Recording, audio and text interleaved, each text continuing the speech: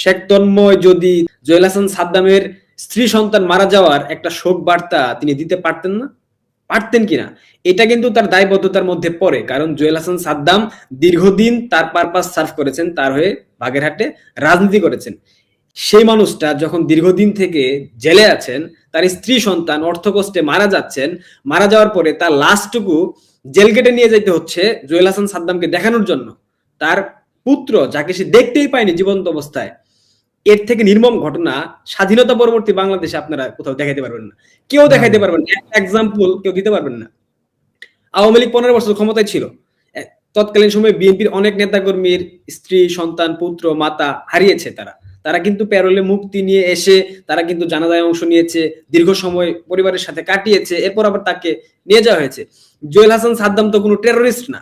আর জুয়েল হাসান সাদ্দাম তো এই জুলাই আগস্টের সেই স্ক্যাম যখন হচ্ছিল বাংলাদেশে, তখন ভারতে অবস্থান করছিল তার চিকিৎসার জন্য। তাহলে একটা মিথ্যা মামলায় আটক করে শুধুমাত্র ছাত্রলীগের কর্মী হবার কারণে তাকে গ্রেফতার রাখা হলো, তাকে মিথ্যা অনেকগুলো মামলায় ঢুকিয়ে দেওয়া হলো, এবং তার পরিবারের সাথে যে অন্যায়টা হলো, এখন অনেকেই বলার চেষ্টা করছে, অনেকেই নরমালাইজ করার চেষ্টা করছে যে জুয়েল হাসান সাদ্দামের পরিবারের সাথে শেখ তন্ময়ের পরিবারের যোগাযোগ ছিল। আমি আমার একটা ভিডিওতে বলেছিলাম, এরপর আমাকে অনেকেই বলেছে না যোগাযোগ ছিল, অর্থনৈতিক সহায়তা করেছে। যদি অর্থনৈতিক সহায়তা করত, তাহলে জুয়েল হাসান সাদ্দামের স্ত্রী কেন আত্মহত্যা করলো? এই উত্তরটা নিশ্চয়ই শেখ তন্ময় সাহেব এবং তার আশেপাশে যারা আছেন, যারা আমাদেরকে বিভিন্ন সময় বলার চেষ্টা করেছেন, তারা ক্লিয়ার করুক ব্যাপারটা। অথবা বলবে আবেগে আবেগে আত্মহত্যা করে ফেলেছে। নো নো নো, আবেগে পৃথিবীতে সব থেকে দামি জিনিস, মানুষের মূল্যবান জিনিস মানুষের জীবন। মানুষের জীবনের থেকে দামি কোনো জিনিস আছে বলে আমি বিশ্বাস করি না। আসাদ ভাই, আপনার কাছে আপনার জীবনটা সব থেকে বেশি মূল্যবান, আমার কাছে আমার জীবনটা সব থেকে বেশি মূল্যবান। জুয়েল হাসান সাদ্দামের স্ত্রী হতে পারে তার মানসিক একটা বাজে সিচুয়েশন যাচ্ছিল, অথবা আশেপাশে কিছু পুরুষ রূপে হায়না তাকে হয়তো আক্রমণ করার চেষ্টা করেছে, তার মানে এই না যে সে তার জীবনকে বিসর্জন দিয়ে দেবে। তার একটা ছোট্ট শিশু, আপনি তার স্ত্রীর কথা বাদ দেন, তার ছোট্ট শিশু যে কিনা তার বাবার চেহারাটা পর্যন্ত দেখে নেয় সরাসরি, সেই শিশুকে হত্যা করে তারপর তিনি আত্মহত্যা করতেন, ফেনে ঝুলে পড়তেন? কখনোই না। এইটা দীর্ঘদিন থেকে হয়েছে। যখন তিনি বারবার আদালত পাড়ায় গিয়েছেন তার স্বামীকে জামিন করানোর জন্য, একটা পর্যায়ে তার স্বামীর জামিন হয়েছিল, কিন্তু আবারও পরবর্তীতে জেল গেট থেকে তাকে গ্রেফতার করা হয়, আমি যতটুকু শুনেছি।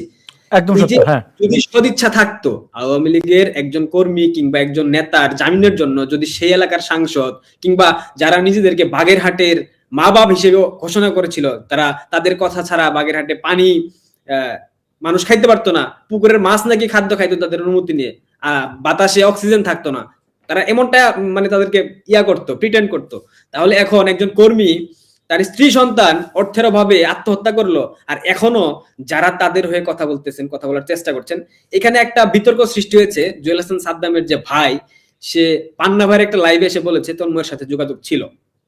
এটা আসার পর অনেকেই বলার চেষ্টা করছে যে না, তন্ময়ের সাথে যোগাযোগ ছিল।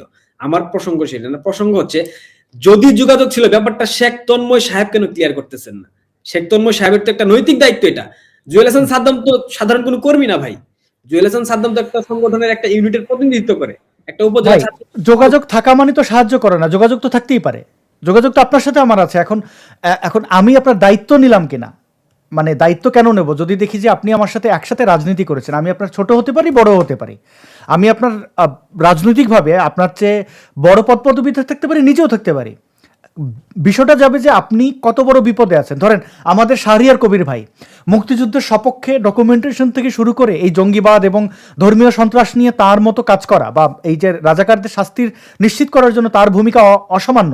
তো আমরা তো ওনার অনেক ছোট, তো আমরা কি ওনার জন্য কথা বলি না? ওনার ব্যাপারে কি আমরা ভাবি না, আমরা ফিল করি না যে আমাদের একটা অংশ জেলে রয়েছে? এইটাই তো। শেখ তন্ময় কি যোগাযোগ রেখেছে? মানে যোগাযোগ থাকলে তো তার স্ত্রী মারা গেল, এটা যোগাযোগের মধ্যে পড়ে। কালে ভদ্রে একবার যোগাযোগ তো হতেই পারে ঈদে কোরবানিতে। এটা একটা ভালো কথা বলেছেন। এখন যোগাযোগ থাকা মানে এই না অর্থনৈতিকভাবে সহায়তা করা। অর্থনৈতিকভাবে সহায়তা করলে আমার মনে হয় না এরকম একটা ঘটনা ঘটতো। আর যদি তিনি সত্যিকার অর্থে সেটা করে থাকেন, এখন তো জুয়েল হাসান সাদ্দামের স্ত্রীকে আমরা প্রশ্ন করতে পারবো না, তার পিতৃ সন্তানকে প্রশ্ন করতে পারবো না, তার ভাই তো সব ব্যাপার জানবে না, এটা খুব স্বাভাবিক। একটা পরিবারের সংবাদ আর একটা পরিবার খুব ভালোভাবে জানবে, ব্যাপারটা এরকম না। সো এখন শেখ তন্ময় সাহেবের একমাত্র উচিত, তার তো মানে একটা মাত্র ওয়ে আছে, শেখ তন্ময় যদি তিনি এসে বলেন যে না, আমি জুয়েল হাসান সাদ্দামের জন্য জামিনের সর্বোচ্চ চেষ্টা করেছি, আমি অর্থ ব্যয় করেছি, আমি আইনজীবী ঠিক করে দিয়েছিলাম, আইনজীবীকে আমি টাকা দিয়েছি, আমি সাদ্দামের পরিবারকে টাকা দিয়েছি, সাদ্দামের স্ত্রী সন্তানকে ভরণ পোষণের টাকা দিয়েছি, সেক্ষেত্রে আমরা ভেবে নেব যে তারা তাদের রাজনৈতিক ট্র্যাকে ঠিক আছে। আর যদি সেটা না করতে পারে, তিনি তার জায়গা থেকে ওইসব নিউক্লিয়াস ফিউক্লিয়াস দিয়ে হবে না ভাই, তার একটা নিজস্ব আচ্ছা ভাই, প্ল্যাটফর্ম, সেখানে জি এসে সে আমি, ব্যাখ্যা দেয়। জি একমত। একটা প্রশ্ন সম্পূরক, যে যদি তিনি অর্থ সাহায্য করে থাকেন, দায়িত্ব নিয়ে থাকেন, তাহলে আওয়ামী লীগ, শেখ হাসিনা তো আর মারা যান নাই, বুঝলাম সে শেখ পরিবারের লোক, শেখ হাসিনার কাছে মানে হাইকমান্ডে জানাতে পারে না, প্রমাণ দিতে পারে, তো পাবলিকলি দিতে হবে না যে দেখেন আমি এতগুলো টাকা দিয়েছি, এই করেছি। হাইকমান্ড থেকে বলে দিলে হয় যে না ঠিক আছে, শেখ তন্ময় তার দায়িত্ব পালন করেছে। তৃণমূল খেটে মরছে, বিপদে পড়ছে, মায়ের খাচ্ছে, স্ত্রী সন্তান মারা যাচ্ছে, আত্মহত্যা করছে, দলের কোনো দায়িত্ব নাই? এই তৃণমূলের উপরে দাঁড়াইয়ে তো এরা এরা ক্ষমতা, এরা গুন্ডামি করেছে, কি মিছিল করেছে, তাদের উপরে দাঁড়াইয়া তাদের। ভাই আপনার লাইভে একটা ধ্রুব চিরন্তন সত্য কথা আমি আজকে বলে যাই, এটা আমি আমার ভিডিওতে কখনো বলি নাই। বাংলাদেশ আওয়ামী লীগের যারা তথাকথিত হাইকমান্ড এবং যারা শেখ পরিবারের বিশাল বিশাল নেতা নেতা দৈত্যাকৃতির নেতা যারা তাদেরকে দাবি করে, এরা এদের মধ্যে একটা ধারণা সৃষ্টি হয়েছে যে আওয়ামী লীগ খুব সহসায় ফিরতে পারবে না। আর যদি আওয়ামী লীগ ফিরতে না পারে সহসায়, সেক্ষেত্রে এই মুহূর্তে এই প্রেক্ষাপটে দাঁড়িয়ে আওয়ামী লীগের নেতাকর্মীরা সার্ভাইভ করবে, কারণ তাদের ওই স্ট্রেংথ আছে। আওয়ামী লীগ লড়াই সংগ্রামের দল, বিরোধী দলে তারা সবসময় নির্যাতন নিপীড়ন সহ্য করার সক্ষমতা রাখে, এটা কিন্তু খোদ তারা জানে। এবং তারা বুঝতে পারছে যে যদি সহসায় আওয়ামী লীগ ফিরতে না পারে, সেক্ষেত্রে এখন যে আমি আমার কর্মীদেরকে টাকা দেব, অর্থ ব্যয় করবো, এটা তো আমার জন্য ফলস, এটা তো আমার ঠিক হবে না। যখন একটা পিক আওয়ার আসবে, আওয়ামী লীগ ফেরার একটা সম্ভাবনা সৃষ্টি হবে, সকল প্রেক্ষাপট হয়ে যাবে যে আওয়ামী লীগ এখন ফিরবে, আওয়ামী লীগ রাজপথে নামবে, তখন আমি টাকা দিয়ে সবকিছু মিনিমাইজ করে ফেলবো। মানে এই ধরনের একটা ধারণা আওয়ামী লীগের হাইকমান্ডের নেতাদের মধ্যে ঢুকে গেছে, এবং এটা আমি বিভিন্ন জনের সাথে কথা বলার মাধ্যমে বুঝতে পেরেছি। সো এই ধারণা থেকেই তারা এখন তৃণমূলের নেতাকর্মীদের রক্ত ঘাম শ্রমকে কোনোভাবে তারা মূল্যায়ন করছে না। ওরা, কে মরতেছে, কে খাচ্ছে না, কে খাচ্ছে, কে জেল খাটতেছে, they don't care about that. তাদের আচ্ছা কোনো ওদের কি জীবনের মায়া নাই? মানে যে আওয়ামী লীগের তৃণমূলকে জামাত এখনো কেঁপে থরথর ভয় পায়। আমি নিজের চোখে লগি বৈঠার ওই ঘটনাটা দেখেছিলাম, আমি ওই সময় ছিলাম, মানে আন্দোলনে ওইখানে ওই ঘটনার সাথে যুক্ত না থাকলেও প্রত্যক্ষদর্শী ছিলাম। তো এদের কি জীবনের ভয় নাই? মানে তৃণমূল ওরা এইভাবে মানে সব সুসময়ের পাখি হবে, আর এই এত নির্যাতনের পরে বাংলাদেশে যাবে, আবার রাজনীতি করতে যাবে, আর তৃণমূল বলবে আসো হে সখা ফুল নিয়ে তোমার জন্য অপেক্ষা করলাম। ওদের কি না, ন্যূনতম শিক্ষা হয় নাই? ব্যাপার আছে। আমি আমি ছাত্রলীগ করা, তো আমি তো ছাত্রলীগ করেছি, আমি তো দেখেছি এখানে ব্যাপার আছে। ব্যাপার হইছে প্রত্যেকটা রাজনৈতিক নেতার, যারা বিশেষ করে হাইকমান্ড, যারা নীতি নির্ধারণী পর্যায়ে থাকে, এদের একটা বিশেষ শ্রেণী থাকে, টুকাই, এদেরকে আমি টুকাই বলি সবসময়। আমি যখন রাজনীতি করতাম, আমি কিন্তু ছাত্রলীগ থেকে স্থায়ীভাবে বহিষ্কৃত হয়েছিলাম, পরবর্তীতে সেটা উইথড্র করা হয়েছে। আমি সবসময় সত্য কথা বলতাম, এবং আমাকে নিয়ে অসংখ্য বিচার হয়েছে সব সব জায়গায়। মানে আমি সত্য কথা কেন বলি এভাবে, সো সেই জায়গা থেকে আমি বলি, ছাত্রলীগের, যুবলীগের, স্বেচ্ছাসেবক লীগের, অর্থাৎ প্রত্যেকটা সহযোগী সংগঠনের একটা বিশেষ শ্রেণীর নেতাকর্মী আছে। এরা কিন্তু একটা স্বল্প সংখ্যক, মানে বেশি সংখ্যায় না, এরা সবসময় দালালি করে। এদের রাজনৈতিক প্রজ্ঞা হলো দালালি, এদের রাজনৈতিক প্রক্রিয়া হলো দালালি করা, এদের রাজনৈতিক আপনার কর্মযোগ্য হলো দালালি করা। এরা সবসময় নেতাদের দালালি করবে, নেতার বউদের দালালি করবে, শ্যালক শালিকা এদের দালালি করবে। আর দালালির মাধ্যমে এরা পদ পদবি বাগিয়ে নেবে, বিভিন্ন টুকটাক কাজকর্ম করবে, টাকা পয়সা কামাবে, এটা দিয়ে তারা ঠিকঠাক ফিটবাব হয়ে চলবে। এই শ্রেণী এখনো কিন্তু ঠিক আছে। আপনি যদি ভেবে থাকেন যারা জেলে ঢুকেছে তাদেরকেও খবর নিচ্ছে নেতারা, নিচ্ছেন এমন না। যারা শুধুমাত্র সেই নেতাদের দালাল, শুধুমাত্র সেই নেতাদের পাইটু চামচা, এই শ্রেণীর সাথে তাদের একটা যোগাযোগ আছে, এবং এই শ্রেণীকে দিয়ে তারা সবসময় বিভিন্ন ধরনের সামাজিক যোগাযোগ মাধ্যমে স্ট্যাটাস দেওয়ানোর চেষ্টা করে, বিভিন্নভাবে প্রমোশন করার চেষ্টা করে যে না, তারা দলের জন্য কাজ করছে। এই হাতে গোনা শতকরা 100%-এর মধ্যে 2 বা 1% লোক আছে যাদেরকে এরা অর্থনৈতিকভাবে সহায়তা করতেছে, নেতারা করার মাধ্যমে এদেরকে দিয়ে তারা বোঝানোর চেষ্টা করছে যে আমরা সহায়তা করছি। এটা একটা বিষয়। আর দ্বিতীয় বিষয়, এরা ভাবতেছে এই যে শ্রেণীটা তারা মাঠের মধ্যে ছেড়ে দিয়ে রেখেছে, এই শ্রেণীকে দিয়ে তারা বাকি শ্রেণীকে মিনিমাইজ করবে, মানে বাকি যারা নির্যাতন নিপীড়নের শিকার হচ্ছে এদেরকে ব্যালেন্স করবে আসার পর। এই জন্য তারা ওই তাদের যে অর্থনৈতিক ব্যাপারটা, এটা তারা সহায়তা করছে না, এবং তারা সেটাকে রিজার্ভ রাখতেছে যে যখন প্রেক্ষাপট সৃষ্টি হবে, যখন বঙ্গবন্ধু কন্যা দেশে ফেরার একটা উপক্রম হবে, তখন তারা বাংলাদেশে আসবে সেকেন্ড ফ্লাইটে বা নেক্সট ফ্লাইটে বা আপার আগের ফ্লাইটে আইসা তারা সবকিছু ব্যালেন্স করে ফেলবে টাকার বিনিময়ে। মানে তাদের মধ্যে একটা ধারণা, আপনি জানেন কিনা আমি জানি না, আমি দীর্ঘদিনের, মানে আমার 1.5 বছর যাবত আমি যে কথাগুলো বলেছি, বিভিন্ন সময় বিভিন্ন জনের সাথে কথা বলার চেষ্টা করেছি, আমি বুঝেছি, তারা বুঝে নিয়েছে যে খুব সহসায় আওয়ামী লীগ ফিরছে না। আর যদি আওয়ামী লীগ না ফিরে, তাহলে এখন আমি কেন বিনিয়োগ করব? আমি 1 টাকা দিলে এটা আমার লস। আমি যখন পিক আওয়ারে দেবো, মানে বাংলাদেশের মানুষের একটা সাইকোলজি আছে তো, 24 আওয়ার্স আমরা একটা জিনিস মাথার মধ্যে রাখি, সর্বোচ্চ 7 দিন রাখি, এরপর আমরা ফেলে দিই। এই ধরেন দীপুচন্দ্র দাসকে আমরা ভুলে গেছি না, জাহাঙ্গীরনগরের ইয়ার ভুলে গেছি না, মাসুদকে আমরা ভুলে গেছি না, রাজশাহী বিশ্ববিদ্যালয়ের জাহাঙ্গীরনগরের ছেলেটাকে ভুলে গেছি না, তুফাজ্জলকে ভুলে গেছি না। এটা আমাদের হিউম্যান সাইকো, মানে আমাদের বাঙালিদের সাইকোলজি এরকম, আমরা একটা জিনিস সর্বোচ্চ 7 দিন আমরা মাথায় রাখতে পারি, 7 দিন পর আমরা সেটাকে একেবারে ভুলে যাই। আর এরাও চেষ্টা করছে যে এখন আমরা টাকা দিব, টাকা দিলে তো সেটা ভুলে যাবে। আমরা যখন পিক আওয়ারে টাকা দেবো, যখন একদম উত্তাল একটা পরিবেশ হবে, যখন আন্দোলন সংগ্রাম শুরু হবে মাঠে, তখন যদি আমরা ইনভেস্ট করি, তখন সেটা মানুষের মাথায় মাথায় গেঁথে থাকবে, তখন সেটা নেতাকর্মীদের মাথায় গেঁথে থাকবে। এই একটা মাত্র প্রবণতা থেকে তারা এখন নেতাকর্মীদেরকে সহায়তা করছে না। আর কোনো ব্যাখ্যা তারা দিতে পারবে না, আমি বিশ্বাস করি না। কারণ আমি তো তাদের বিপ্লব, আমি একমত আপনার সাথে। এইখানে একটু আমি যোগ করি, আর একটা ভিডিও দেখবো আমরা পান্না সাহেবের, সেই ভিডিওর প্রথম অংশটাতে শহীদুল ইসলাম অর্থাৎ ছাত্রলীগ নেতা সাদ্দামের ভাইয়ের ওই বক্তব্যটা শুনবো। দেখেন, আপনি ঠিক বলেছেন যে আমরা ভুলে যাই, কিন্তু আমরা ভুলে গেল মেশিন তো ভোলে না, ইন্টারনেট তো ভোলে না, এই যে ডেটাবেস আগে এই যে রাজনৈতিক প্লট আপনি বললেন, যারা এই চিন্তাটা করতো তারা অতীতের চিন্তা থেকে তাদের চিন্তা ঠিক আছে, মানে ওকে আগে এরকম ঘটতো। কিন্তু এখন দেখেন তথ্য প্রযুক্তির কল্যাণে স্বয়ং ইউনুস গ্যাং এত নির্যাতন করেও কিন্তু মুক্তিযুদ্ধের পক্ষের লোকজনকে থামাতে পারছে না। এখন ভয় পাচ্ছে যে কি হবে, প্রত্যেকটা দিন ভয় পাচ্ছে। উদাহরণ, সাদ্দামের এই ঘটনাটি তারা তো ধামাচাপা দিয়ে ফেলতো যদি ফেসবুক ইউটিউব না থাকতো। তারা বলতো যে প্যারোলের দাবি করে নেই, কিসের প্যারোল, আমরা তো জানিই না। কিন্তু যেহেতু এই জিনিসটা আর গোপন করা যায় নাই, প্যারোলের আবেদনের কপি টপি আমার কাছেই আছে, যে কপি টপি সব চলে আসে, তারা বিপাকে পড়ে এবং তারা কিন্তু একের পর এক ভুলভাল বিবৃতি এগুলো করেছে।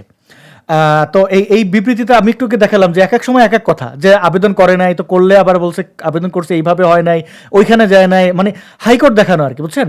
তো তারপরে আমরা কিন্তু সত্যটা জেনে গেলাম, তারা গোপন করতে পারলো না। যেই নেতারা আজকে এই চিন্তাটা করছে যে আওয়ামী লীগের পেছনে এখন ইনভেস্ট করব না, তাদের ভবিষ্যৎ কোনোদিনই বাংলাদেশে মাটিতে হবে না। এর উদাহরণ হিসাবে দুইটা উদাহরণ দেই। কুমিল্লার নানুয়ার দিঘির পাড়ের ঘটনাটায় সাম্প্রদায়িক সম্প্রীতি কিভাবে ধ্বংস করা হয়েছে বাংলাদেশে এবং হিন্দুদের উপরে যে মাস কিলিং সারা বাংলাদেশে, এটার নেপথ্য ছিল বাহাউদ্দিন বাহার, এবং সে পালিয়ে গেছে ইন্ডিয়াতে, এবং সে ওখানে প্রতি 2 দিন পরে পরে সে জায়গা বদলায়। অন্য কথা, এই যে তার শাস্তি, এখন আমরা তো সবাই ভুলে গেছিলাম, কিন্তু আবার মনে পড়েছে, কারণ সঠিক সময় কিন্তু মনে পড়ে। হাসান মাহমুদ বৌদ্ধভিক্ষু শরণাঙ্কর থেরোকে অমানবিক নির্যাতন করেছে, তাকে ওই এলাকা থেকে তাড়িয়ে দিয়েছে, বাংলাদেশ থেকে তাড়িয়ে দিয়েছে, তার শিষ্য সহ ওই বিহার টিহার সব দখল করে নিয়েছে। আজকে হাসান মাহমুদ পলাতক, তার যত লুটপাটের বনে যত জায়গা ছিল, তার বড় ভাই এরশাদ মাহমুদের বালুর ব্যবসা, মানে ওই বন দখল করে বন খেকো আর কি। তো সব কিছু ছেড়ে এখন তার ব্যবসা বাণিজ্য, জামাত শিবির দেখছে, এয়ারপোর্টে 100 কোটি টাকা দিয়ে সে বের হয়ে গেছে, নইলে সে জেলে যেত। তো তার কাছে জেলে যাওয়ার চেয়ে উত্তম ছিল 100 কোটি টাকা দিয়ে হেফাজতের একটা বিশেষ সুপারিশে সে ফ্লাই করেছে। আমরা অনেকেই দেখেছিলাম, সে কিন্তু অ্যারেস্ট হয়েছিল এয়ারপোর্টে। তো এইটা ছিল অ্যারেস্টের পরে জুলাই জঙ্গিদের টাকা দিয়ে সে গেছে। এই টাকাটা যদি কর্মীদের ব্যাপারে ব্যবহার করতো, তার এলাকার অন্য এলাকায় যাওয়ার দরকার নেই, তাহলে কিন্তু তার কর্মীরা তাকে আগলে রাখতো, হয়তো সে জেল খাটতো। কিন্তু সে সারা জীবন, যে 21 আগস্ট গ্রেনেড হামলায় সে তো আর জেনে ওখানে যায় নাই, তো তার গায়েও কিছু স্প্লিন্টার লাগছে, ওইটা বেঁচে এতদিন খেলো। এবং আওয়ামী লীগের এই যে পতনের ক্ষেত্রে হাসান মাহমুদ, ওবায়দুল কাদেরদের মুখের যে সিরি, যে কথাবার্তা, মানুষ ফুসে উঠেছিল কেন? আপনি এই প্রজন্মের হিসাবে বিপ্লব হাসান আপনি বোঝেন, যেটা আওয়ামী লীগের প্রবীণরা বোঝেন নাই, বোঝার চেষ্টাও করেন নাই, যেটা একমাত্র একজন বুঝেছিলেন খুব ভালোভাবে, সেটা হচ্ছে আমাদের শ্রদ্ধেয় সৈয়দ আশরাফ।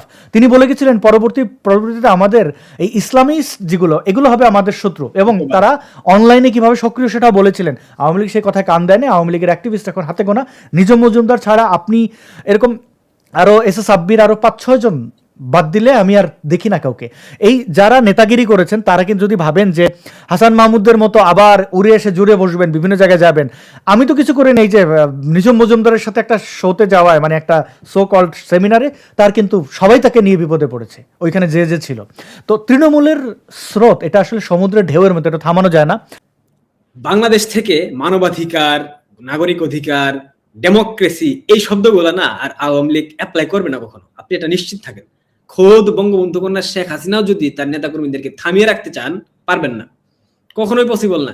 কারণ আপনি খেয়াল করেন, শুধুমাত্র আওয়ামী লীগের সমর্থক, নট কর্মীও না, শুধুমাত্র বঙ্গবন্ধুকে পছন্দ করে মুক্তিযুদ্ধের পক্ষের মানুষ, তাকে পর্যন্ত ঘরে থাকতে দেওয়া হচ্ছে না ভাই। এটা কোনো মানে হতে পারে? তারা কি বাংলাদেশের নাগরিক না? তাদের কি নাগরিক অধিকার পাওয়ার অধিকার নাই? তারা তো বাংলাদেশের নাগরিক। এই ধরনের নির্মমতা, এই ধরনের বর্বরতা তো আমরা কখনো দেখি নাই। 15 বছর টানা ক্ষমতায় ছিল আওয়ামী লীগ। যদি চাইতো, বাংলাদেশে বিএনপি নামক কোনো রাজনৈতিক শক্তি থাকতো না। এটার যে আইডিওলজি, এটাকে ধ্বংস করে ফেলা হতো যদি চাইতো।